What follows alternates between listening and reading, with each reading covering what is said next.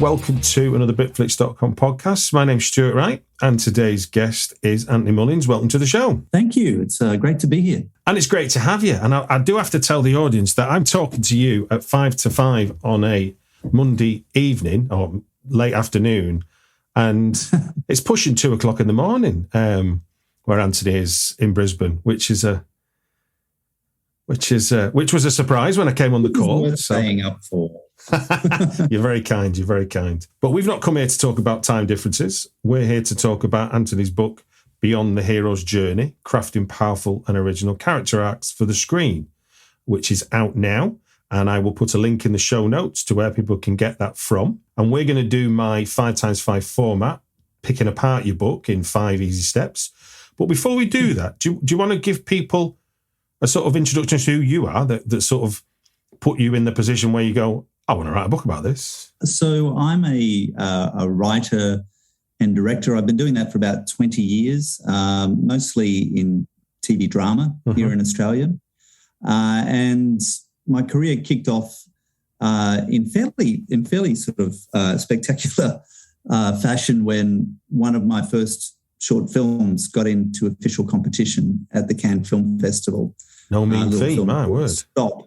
Yeah, and things kicked off very well. And off the back of that, I was able to get one of my first TV writing gigs, which happened to be 2 spin-off web series of the TV show Lost. So it was that huge US show Lost, and I was doing these 2 spin-off web series from here in Australia. We actually produced the whole thing here in Australia. Wow. And one of them won an Emmy Award, which was kind of out of, just amazing. I didn't even know there was a category in the Emmys for what we were doing. And off the back of that, I ended up doing a couple of other spin-offs for Spooks, which is your beloved spy show in the UK, and Emmerdale, your beloved soap, which is, I don't know, how old is Emmerdale now? Like 60 years old or something? It's amazing. Something like that, yes. And off the back of that, won a couple of BAFTAs for the work that I did on those shows as well. And from there, I started working as a TV development executive for a company called Matchbox Pictures here in Australia. And it was the best sort of TV writing experience of my life, really, where I got to develop and script edit a show called Safe Harbour, which I think it might have shown on Channel 4 in the UK, but it went on to win Best Miniseries at the 2018 International Emmys. And so it's sort of that sort of track record kind of set me up to become what's called a script producer in Australia. I think it's called a script producer in the UK. But basically, my job is to run the writers' rooms on shows. So I'm sort of like a creative producer. I kind of oversee the scripts through development and then production. Right. And so a couple of shows that you might have heard of in the UK more recently is 5 Bedrooms. I worked on the first season of that and helped develop the show, and another one called Nowhere Boys. You're not the showrunner, but you oversee the showrunner's production, as it were. The script part of it. So the way it works in Australia, and it's kind of changing. Like, we're starting to adopt the showrunner model of the US, but in Australia, oftentimes the script producer, they just run the script department, so through development and help put the writers' room together, and then move it through development to it being production ready, and then take it through production as well. Right. And if you're the creator of the show, then generally you take on that script producer role. But not all creators want to do that role, because it's a lot of wrangling between the broadcasters, the producers, and the writers, and the script producer is the one that sort of moves between them all, tries to get them all cooperating. So, when it's working well, it's just the best job. It's just so great. But when it's not working well, everyone hates you. Okay. Because you're the one that's trying to get everyone on the same page. But I've been lucky enough to that's the sort of role that I find myself in a lot of the time. So it's not a showrunner, but it's sort of running the script department. But obviously, in all those experiences you describe, there's a lot of scripts coming through your hands and a lot of scripts you're working on. So I guess what was the sort of spark then that goes from?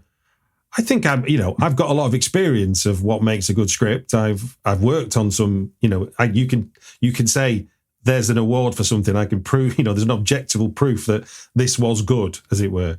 Yeah. But what was it about your own personal understanding that made you think, I think there's some things I could be writing down here that will be useful for other writers? The ideas in the book have been sort of hanging around for a long time, but I've worked a lot in development over the years, and I saw a lot of writers kind of strangle the life out of their ideas as they were sort of trying to fit their story into, some of the formulas that are around screenwriting, things like the 3-act structure or the hero's journey. And I could see them doing it in the sort of mistaken hope that that's what they thought we wanted, like that's what I wanted as the script producer, and that's what the broadcaster wanted. And, the reality is, we're not looking for that. In fact, a lot of the time, the attempt to sort of conform to these formulas, they mostly revealed how green a writer was, rather than, demonstrated that they could write. Generally, a more experienced writer has moved on from those sorts of formulas and has found their own way to write the scripts. So I wanted to give emerging writers a way to sort of politely push back against the formulas of the 3-act structure and the hero's journey, which are generally used by executives and broadcasters to sort of bully a writer into conforming, and generally, oftentimes, what ends up happening is they produce fairly mediocre results because they're being forced to, create something that's quite formulaic. Broadcasters will often say, I want something edgy and surprising, but not too edgy and surprising. So, no one will ever come to you and say, I want something that's really conventional and, predictable.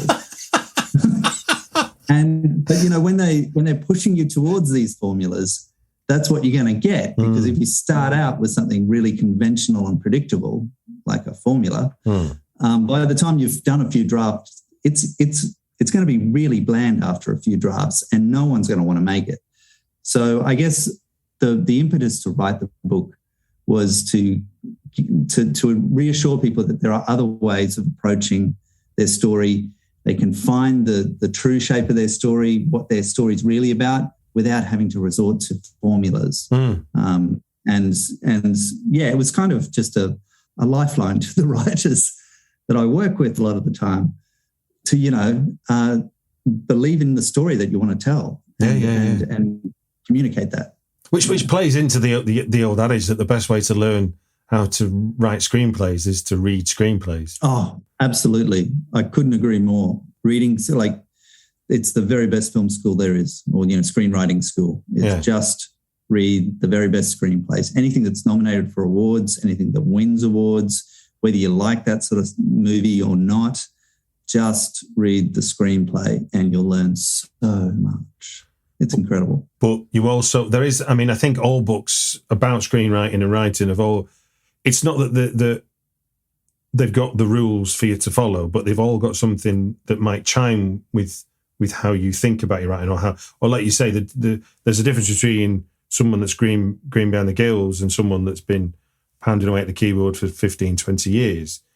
How you receive the notion and the ideas of what a story is. Because there's always, for me, something like, say, Save the Cat, which was really helpful for me 12 years ago. I can't use it anymore. I look at the terms and I can only, it's weird how they're imprinted on my brain. Yeah.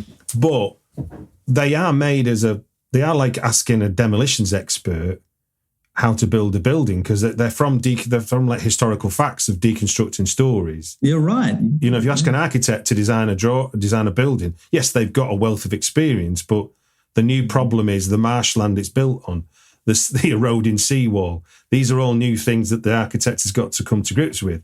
Whereas you say, well, we built a building over here and it was just like this, you know. Screenplays, you know, you've got that bad metaphor maybe. But you see what I mean? No, it's like, that's a good metaphor. I've never heard it described that way. I like that. I like that because so much of screenplay education is about, you know, looking at films that have already been made. Well, they're not even talking about the screenplays. They're talking about the movies that were made from the screenplay. So, you know, there's kind of this disconnect between the process and how it got to be a movie. But also when people do, I also find as well is that they saying something happens on page 55 or something happens on page 32 or whatever might be the prescription. You kind of go, well, how did you feel? Not what happened on that page. It's like, what did you feel? That's the reason you enjoy a film, not because, you know, it's how, which hopefully is a really lumpy segue into characters, which is at the heart of what you're writing about in your Beyond the Hero's Journey. So what we're going to do is we're going to use my 5 times 5 minute format. I've got a really handy list. I am going to read the bits in block letters that you're giving me. And at 5 minutes, you will hear a dog barking. Hopefully you will hear a dog barking. Tell me you can hear this. Oh, yeah. Okay. Hopefully it won't scare my cat away. That's our polite. That's just basically me being passive aggressive because I can't tell you to stop talking when 5 minutes are up. It gives me but also it's a kind of mastermind started to finish. You can by all means finish off your thought if you're in the middle of something. It's not dogma.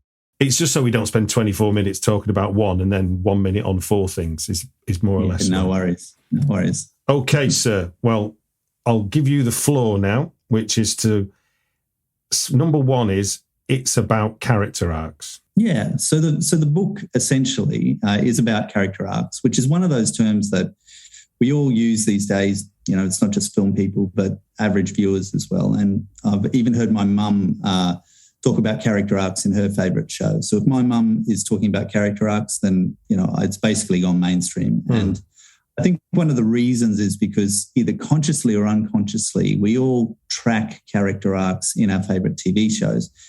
And it's how we were able to sort of follow a character's emotional world over years and, you know, hundreds of episodes and empathise with their choices and understand who they are. And we mostly hear people talk about character arcs when they go wrong and the character's choices, you know, they don't make sense anymore. And I'm thinking of the final season of Game of Thrones here. People had a lot to say about the character's choices and that not really making sense anymore. Yeah.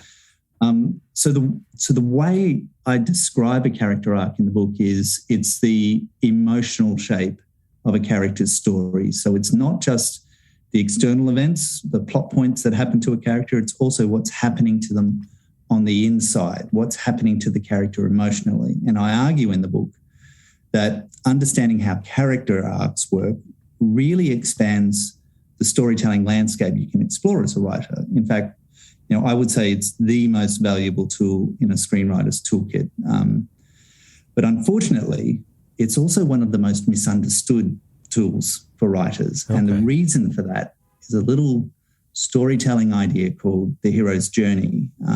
And I'm sure many of your listeners would have heard of this concept before, but for those who haven't, you know, here's a quick catch up. In the mid-20th century, an American literature professor by the name of Joseph Campbell, he claims he's discovered a recurring pattern in all the ancient myths from all the cultures of the world, stretching back thousands of years. And he calls this pattern the monomyth, which basically literally means the one story. And he claims all cultures use this narrative pattern, and it's broken up into 3 distinct parts with 17 distinct steps, which always involve a hero journeying from an ordinary everyday world into a sort of metaphorical special world where they go through these great trials and difficulties until they emerge on the other side. And they're not only triumphant on the other side of all these trials, but they are emotionally transformed. They are a different person. And so, you know, that's a good story. Like that's pretty inspiring.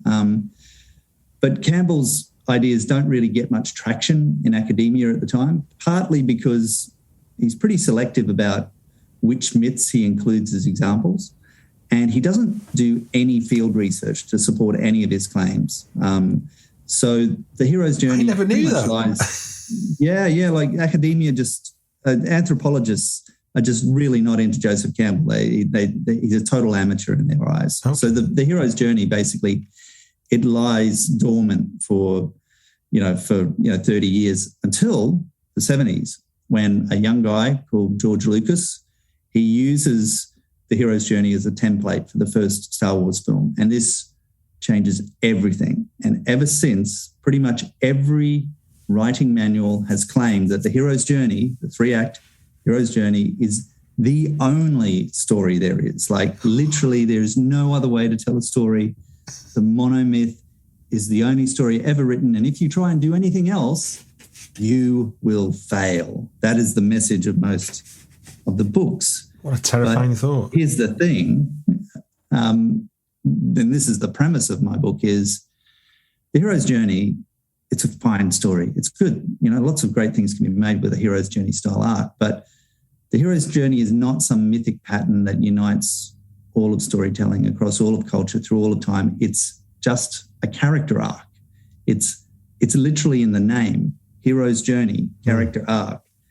And sure, it's a super popular one, particularly with Hollywood, but it's only one of many character arcs that writers intuitively use to find the emotional shape of their story. So what do I mean by the shape of the story? Well, if you strip away the claims about 3 acts and 17 steps, a hero's journey has 2 essential features to it.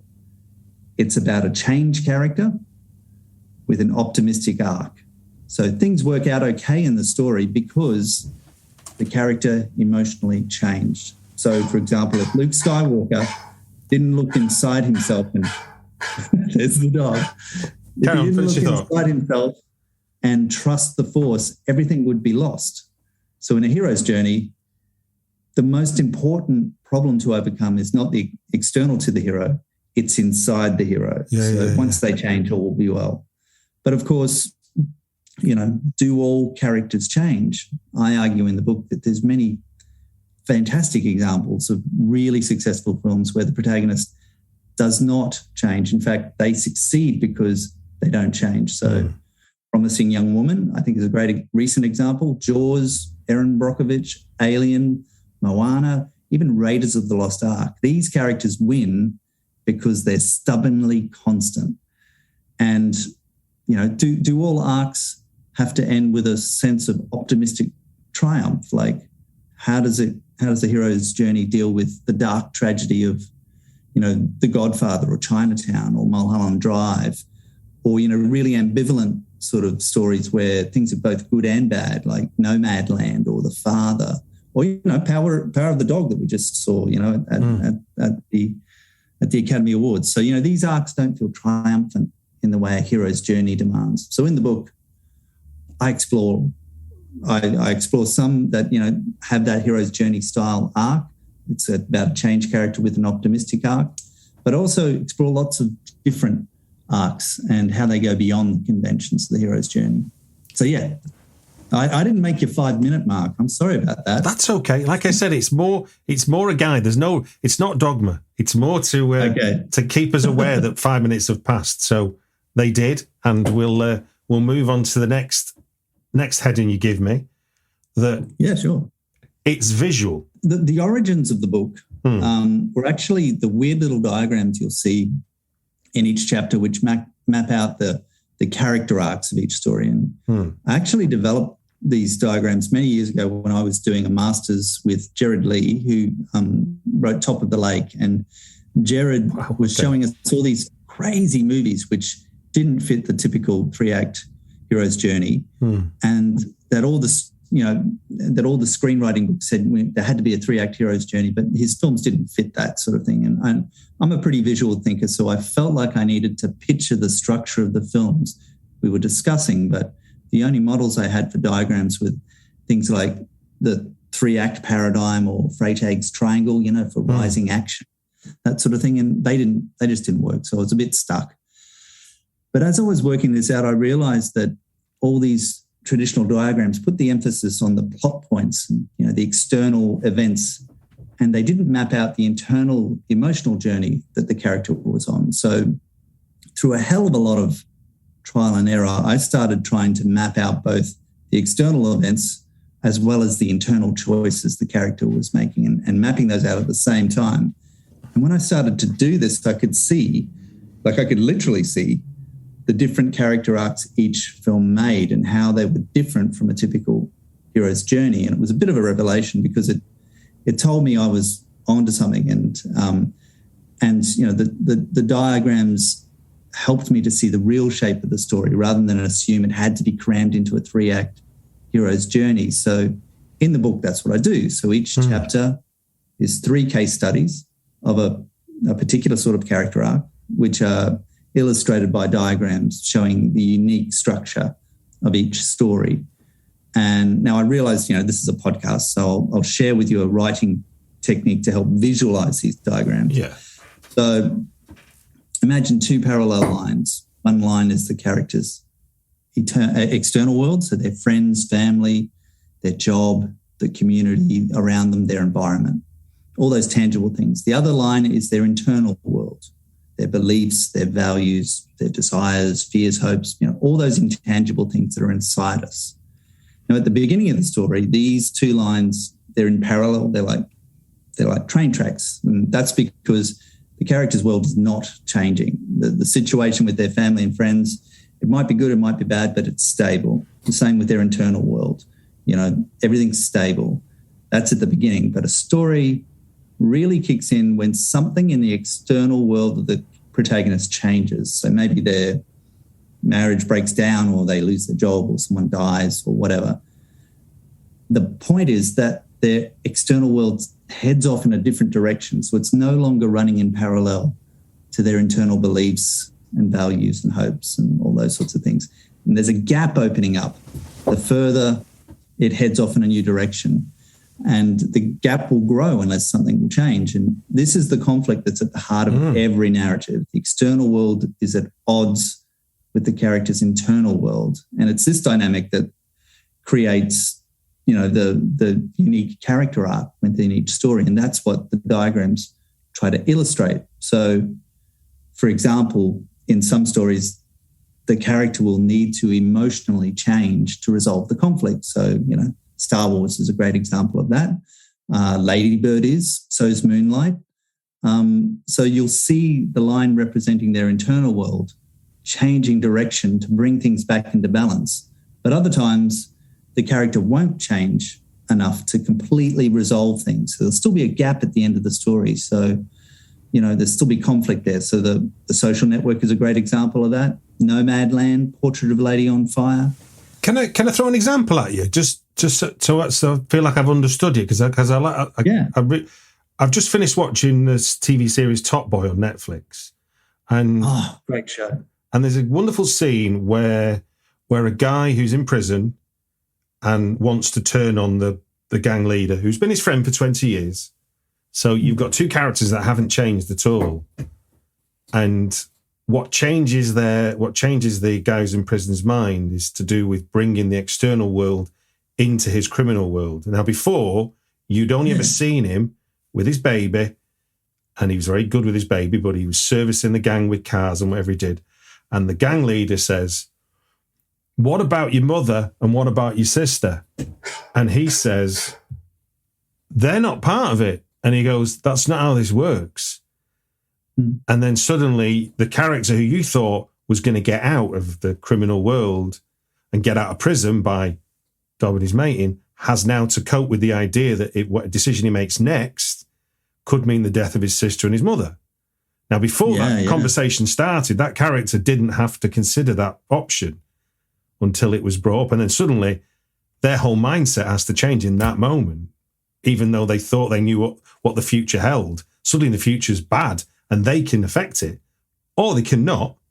It's, the choice is stay in prison or kill your sister and mum, which are not, they're not good decisions, but we knew enough about the character. Yeah, you can feel I haven't seen the new seasons, and I can't wait to see it, but you can feel the tension in a scenario like you're describing. The external world is putting all this pressure on the characters' internal world. They've got to make this impossible choice.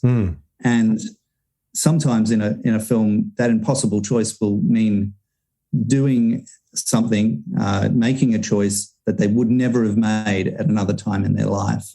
And their values and their desires, and they change as a result of that. And they start to become a different person at that point. And it's those crucial moments of choice in the story, which, you've just given us a really great example where a character is being forced to make a very difficult choice. And that's what really hooks us into a story. It's like we're thinking, well, what's he going to do? Is he going to compromise himself, or is he going to compromise his family, or how is he going to choose between these two impossible things? Great example. Yeah, you've perfectly understood it. That's good to hear. It's no big spoiler because it's not a main character, but I just thought because the character kept appearing, he was in a lot of the episodes, so he's present, and it just felt like one of those moments. Because in a way, just thinking about it more, is that he's reminded of who he is by the criminal. He's saying you cannot just be going witness protection and be on Civvy Street. There are consequences. If you stay a criminal, there are only criminal consequences, which is it's like a shit or a shit stick or a shit sandwich. Which one are you going to eat? It's like, they're not options. The next one about your book is It's Practical. Tell us more. I knew with a book like this, one that challenges a lot of screenwriting orthodoxies, there's going to be a lot of people out there wondering, how do I use these ideas in what I'm writing, be it a feature film or a TV series or a play or a podcast or whatever. So I spent a whole section of the book, walking the reader through exactly how to do that. And the great thing about character arcs is that not only do they work on feature films, but also other storytelling formats too, including television, which is where I do most of my work. And in fact, character arcs is the number one tool for TV screenwriters, and it's how we think. We don't really think in terms of 3-act structures or heroes' journeys. And there's a very, very simple reason for this. It's because TV stories are very, very, very long. And not even the writers necessarily know how they're going to end. And as a result, we can't be thinking in terms of a rigid 3-act hero's journey, 3 acts and 17 stages or whatever. We just wouldn't know when one stage ended and another began as we went from episode to episode or season to season, because we're not sure exactly where the end is. And, besides the length of TV stories, TV characters themselves are often these anti-heroes who don't have a redemptive hero's journey. So, Walter White and Marty Bride and Don Draper and Selena Myers, these are not nice people. And not only that, TV stories aren't always just about one hero. They're an ensemble medium. So you don't always follow just Walter White in Breaking Bad. There's not just one hero. There's also Jesse and Skylar and Hank and Marie and all these other people. So everyone's got an arc, which is why character arcs are super useful in TV. So in a practical way, I talk about how to think about each character, not just the protagonist, and map out the shape of their arc across the story, be it a feature film or a TV season or just an episode or whatever. And what you're trying to do there is to build the arc of the character gradually and consistently so that they don't radically change into someone else from one scene to the next or from one episode to the next. Their emotional world is coherent and it makes sense, but at the same time, it's not predictable. That's what you're aiming for. And the way we do that is by looking at the same dramatic elements I was talking about before. What's changing in the character's external world?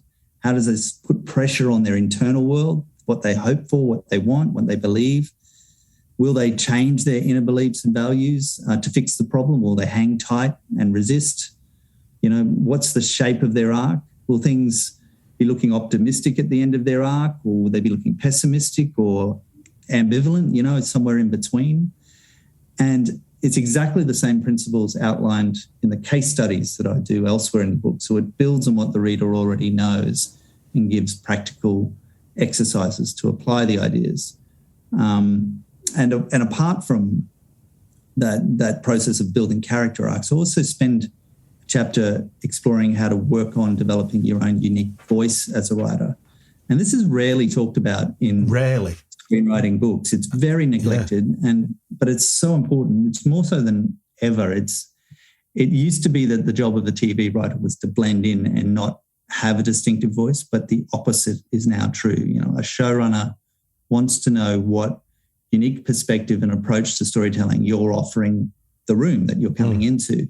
They want there to be differences between the writers, different strengths and different perspectives, not necessarily exactly the same.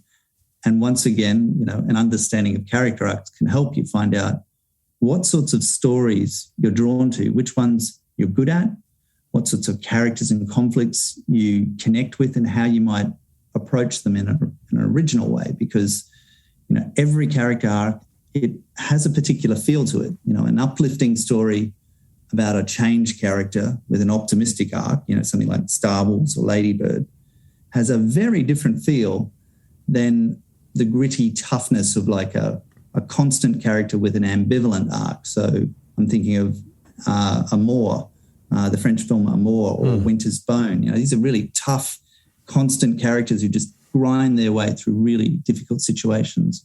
So the types of character arcs you create tell you something about how you see the world and the type of story you want to tell and the themes that you're interested in. Like, I don't specifically know if Phoebe Waller-Bridge was thinking about character arcs when she wrote Fleabag, but the style of arcs that she writes define a very particular voice. She effortlessly combines vulnerability and comedy and profanity in this super original way. And that's what you're trying to do when you write. You want to be saying something, you may not be saying something entirely revolutionary. That's very hard to do, but you at least want to find a way to say it in an original voice. So that's what I've tried to help show the reader how to do that in a practical way. It's interesting. I mean, this isn't begin to compare what I was doing with your book, but just for helping me demonstrate my understanding of what you're saying, is that I did some sessions with some undergraduates on creative writing, and they were telling me their stories. And the first thing I did was just write down each character. I said, I'm not interested in the story. I want to know who's in it. And I was like, what is their relationship between each other?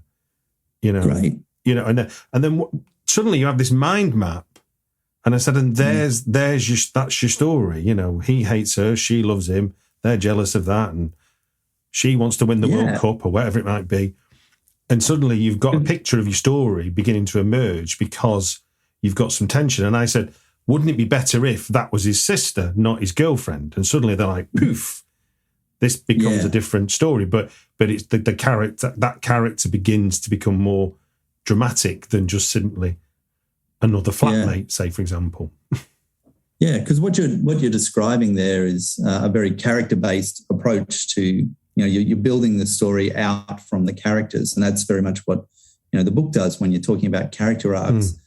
When you talk about a character's external world, a big part of that external world is who's around them, who's their family, who's their friends, who's their boss, who they're in a relationship with, and what are the tensions, what are the conflicts that come out of those relationships, and how do they feel towards those people, and so you're building the story out from the characters rather than the other way around, and you'll find a much more organic relationship between the plot and the character if you build it from the character out.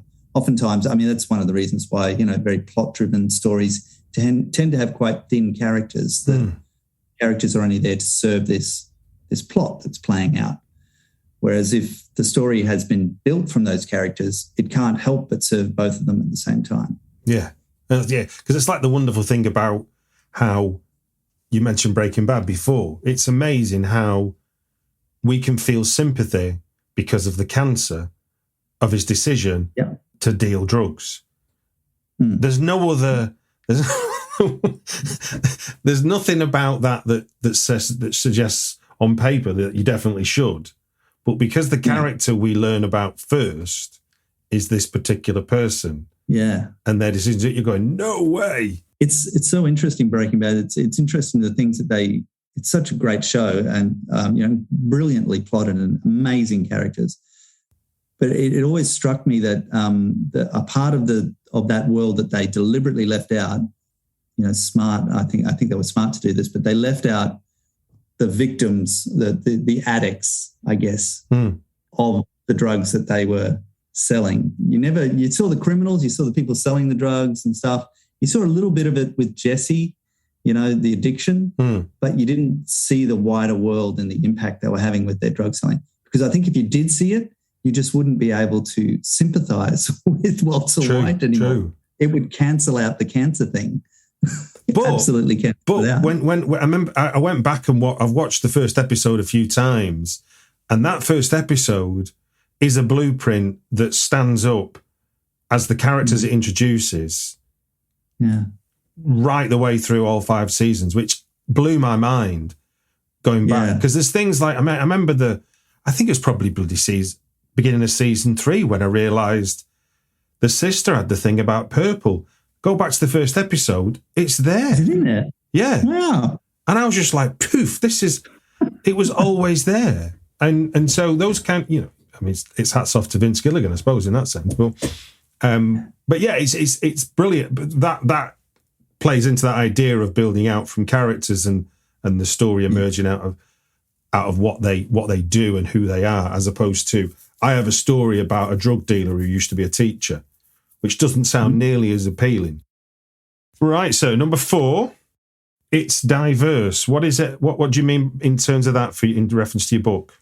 Choosing the films that I use as case studies was one of the most pleasurable and most difficult things in putting the book together. It was pleasurable because I'd get to watch all of these great films again and rediscover them and think about them. And I wouldn't just watch them, once. I'd watch them 3 and 4 and 5 times and take notes each time. So it was a really deep dive to each of these films.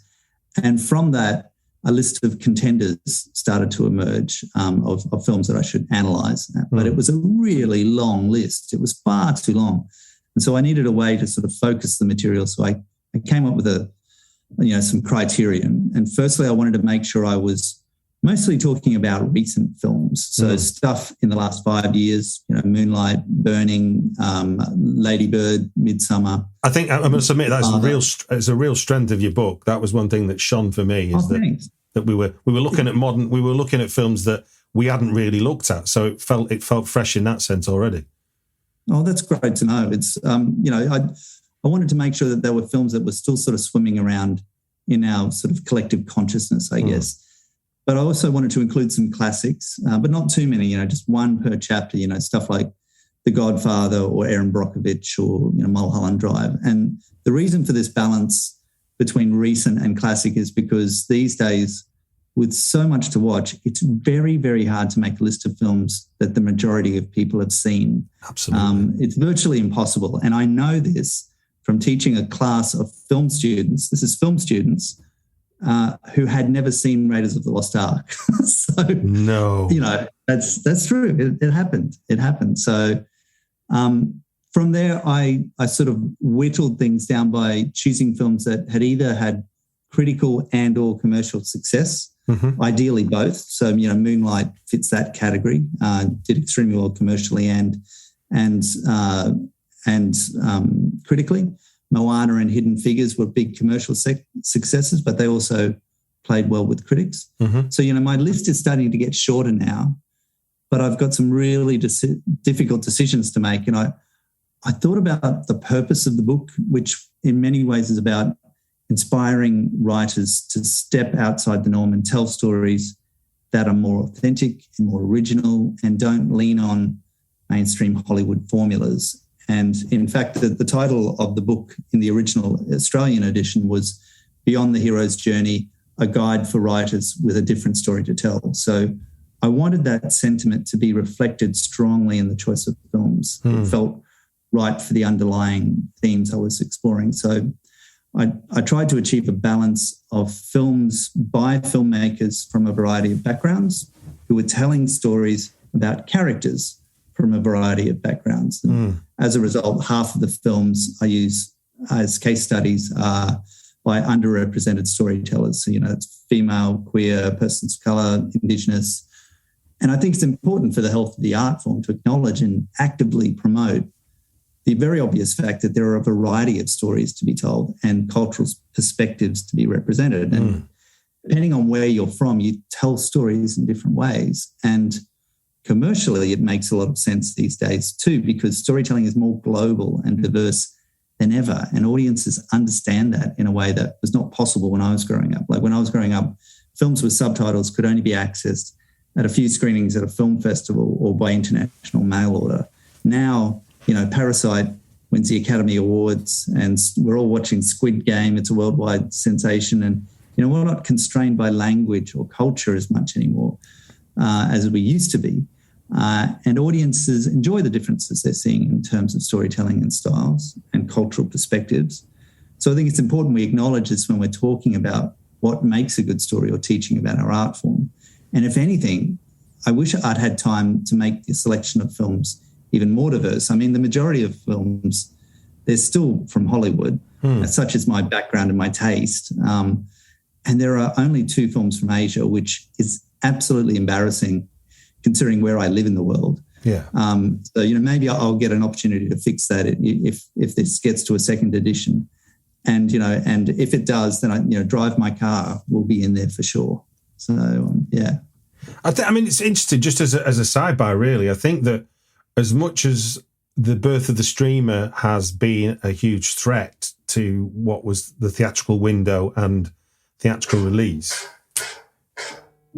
as we knew it, which, would have been the world of the Raiders of the Lost Ark, would have been the world of Pulp Fiction and so on, as the upshot has been a ready access to world cinema like you've never had in the mainstream. I mean, that I've watched in Britain on Netflix, there's so much Spanish genre that would have been so rarely available in normal circumstances, let alone stuff coming out of Singapore and stuff, just things on my doorstep that just wouldn't have got a look in just because they're Spanish, whereas they form a natural part of, the horror section of Netflix or Amazon, it's and it's very welcome. It's extraordinary, isn't it? It's people are getting used to watching subtitles.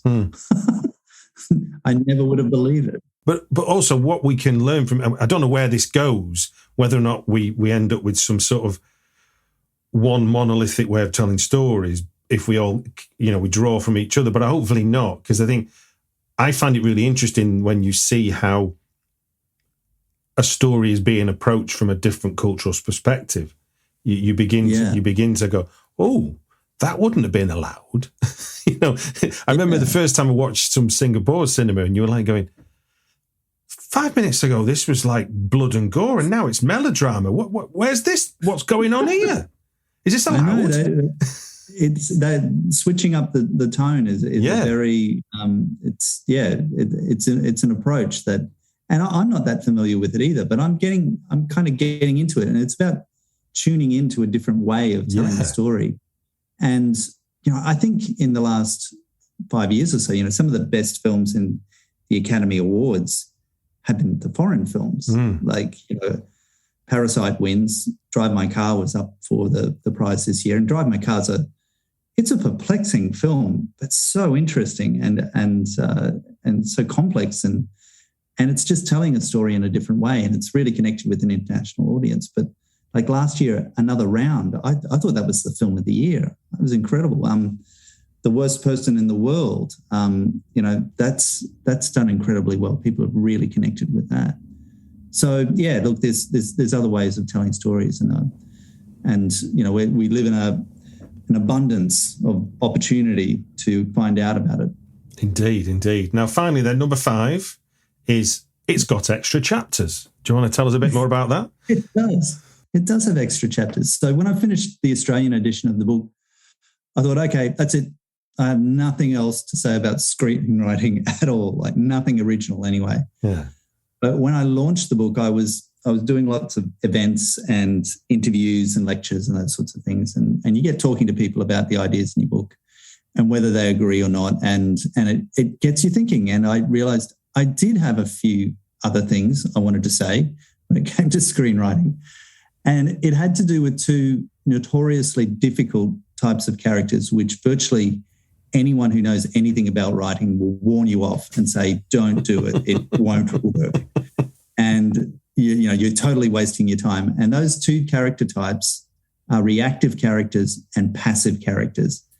Now, these two character types often get mixed together, which is reason enough to do a couple of extra chapters to clarify the difference. But I also wanted to just test the assumption that reactive and passive characters are not worth the time and energy, that they don't work. And I wondered if my ideas about character arcs might help. So it was a way of continuing to just test my ideas and see if they work, but also see how far beyond the hero's journey, we could get.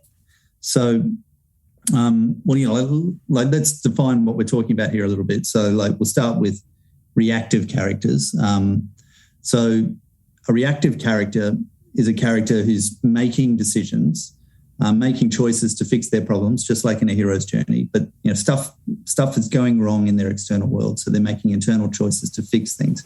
But the difference is with a reactive character, they're sort of making things up as they go along. They don't really have a plan. It's what I mean is they're not really driving the narrative, and it's like the narrative is happening to them, and they never really gain control of it. So, it's like and then, isn't it?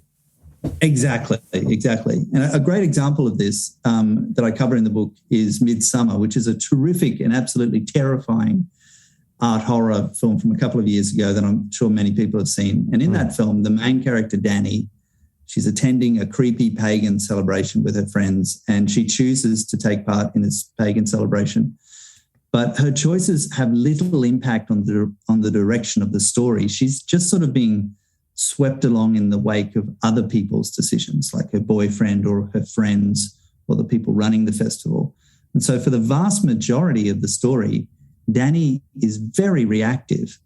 She's not seizing the sword and taking control as the hero's journey would expect her to do. So, reactive characters make choices, but their choices don't have much impact on the direction of the story. When it comes to passive characters, they don't make choices at all.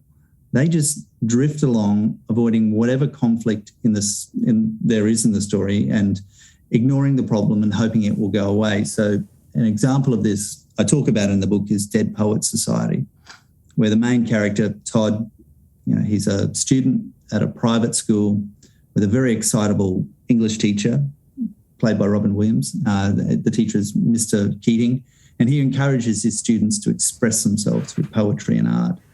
But Todd mostly hangs back and watches as his friends, seize the day, as the teacher says, or seize the sword, as the hero's journey would say.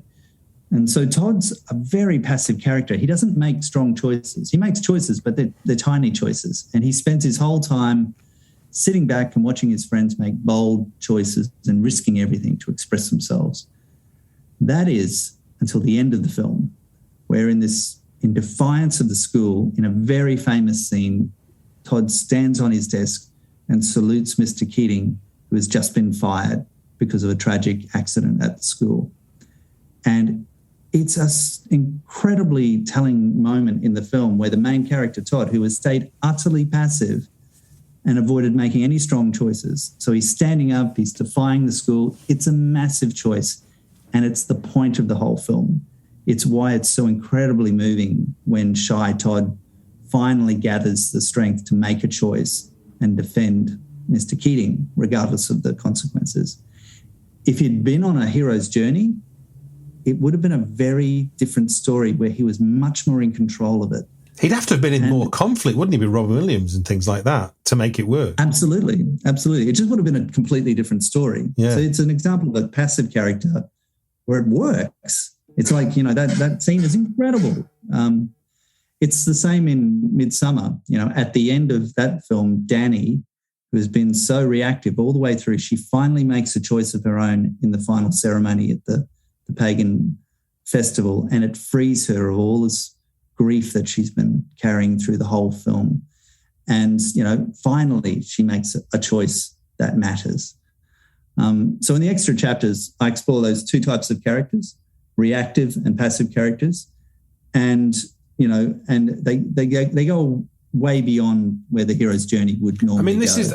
I think in a way it's interesting that it's your extra chapters, because in some senses this is the revelation to me, in terms, because one of the things I remember butting up against in early sort of writing lessons was the notion of your character's too reactive, your character's too passive. Now, if you're writing horror, a lot of horror, if you go back to most horror films, you have a passive character, you have a passive group of characters, because the horror is about what's coming, not what they necessarily do to deserve it or anything. The whole point is, we've seen the bomb, it's ticking, when's it going to explode? So their ability to avoid it or whatever in a lot of horror films isn't to do with picking up a sword and going out fighting to break it off, because they don't know it's coming. The audience does. I completely agree. It's in a lot of horror films, the characters end up being largely reactive a lot of the time. Most of them end up dying. Usually there's only one character towards the very end that gains control over what's happening, who isn't just reacting to the next problem that's being thrown at them. And in fact, in a lot of storytelling, generally, the protagonist of your story at the beginning of the story, they usually are a bit reactive, because they're trying to understand the problem that they're up against. Depending on the story that you're dealing with, they'll at some point they'll take control of the situation. But in the examples we've just been talking about now, like Midsummer, the Danny character, it works very well, that film. It's a complete success on so many levels. But one of the reasons for its success is because of how reactive Danny's character is all the way along. So when she finally makes a decision at the end, it has all this emotional resonance about her escaping the coercive control of a destructive relationship that she's in. And it's got real power, real emotional power in it, even though she's just been swept along through the whole story. Something like The Big Lebowski does the same thing. The Big Lebowski is not in control of anything in that story. Yeah. And it's so much fun because of that. I think it's interesting as well you picked up on Midsummer, because that was something that I remember listening to Ari Aster talk about it, and he basically said, it's a folk horror. You understand where it's probably going to lead isn't going to be pleasant. So come along for the ride, so to speak. And that's kind of what makes it brilliant, is that if you accept that's what you're on, then if Florence Pugh's character had been constantly questioning what's going on at the Swedish retreat for pagans, it would have been annoying, because it's either, shit, I'll get off the pot. It's like, it's not. Whereas, the other thing that was brilliant, the way that Midsummer set that up, is that we've got them taking hallucinogens at the get-go, and you could argue that they're kind of numb to the unreality and the wildness of what's going on. So, or is it that they're seeing you could, as an audience member, you could leap and go, is any of this really happening? Are we just seeing, which obviously as it gets further towards the end, you realize, fuck, it's real. There's no escaping this. And then when she does make that big commitment that we've not really seen coming, it feels really powerful, much like I'd never thought of when you picked up the Dead Poets Society one. That was, again, it's that notion of the big action towards the end is how you understand that character's been not just passive, they've actually been actively observing, but you've been aware of that observing. Yeah, they're not making the story happen, they're watching the story, they're a voyeur in the story. They're still making choices, but they're small choices. They're not the sorts of choices that shape the direction of the story, which is traditionally what you look for in a protagonist. That's why they have the name protagonist. They're active, they're doing things, they're making things happen. One of the other films that I'd talk about is Being There. I don't know if you remember that Peter Sellers film from the 70s, but it's a terrific film where his character is utterly passive through the entire thing because he doesn't comprehend what's happening around him, and it's very, very effective. The Father as well. I do a breakdown of The Father and talk about that in terms of a reactive character. So the Anthony Hopkins film, The Father, the main character has dementia and doesn't really understand the world around him anymore. He can't recognize people, and he can't recognize where he is or what's happening. But he wants to do something about it. But the world is slippery. And so all he can do is react to whatever's happening around him. And that's part of the power of that film, is that the main character can't get a grip on his situation and can't do anything about it. He's utterly helpless. So that reactive quality, I make the point in the chapter that, reactive characters and passive characters, approach them with caution. Like, advice is good. They are very hard to make work. But when they do work, they can be super inspiring and really, really insightful. And, they can be very, very sympathetic characters, even though they're not heroic in the traditional sense. I think of, Todd from Dead Poets Society is just a perfect example of a passive character, because what he eventually does at the end is so inspiring, even though he's been so ineffectual through the rest of the story. And it's because of that, it's because of that action at the end. Yeah, so it was a lot of fun writing those 2 chapters, actually. It was, I really enjoyed it. It was a bit of a challenge. I can imagine. Well, yeah, like you say, there is caution to be had, but I think, and I don't think for one minute that horror films are full of passive characters and reactive characters, but they do at least have 50% passive reactive characters in some way, shape, or form in many of the great horror films. You don't get to, you run away from the problem. It's a bit like you don't understand the problem. That's why you have to run, because it's like it's supernatural, or it's a bit like thrillers, isn't it? In thrillers, you have a character who's running away from a problem, and then eventually they have to run to the problem, and that's kind of horror films is kind of a bigger bang version of that in a way. Yeah, that's a good way of thinking about it. Yeah.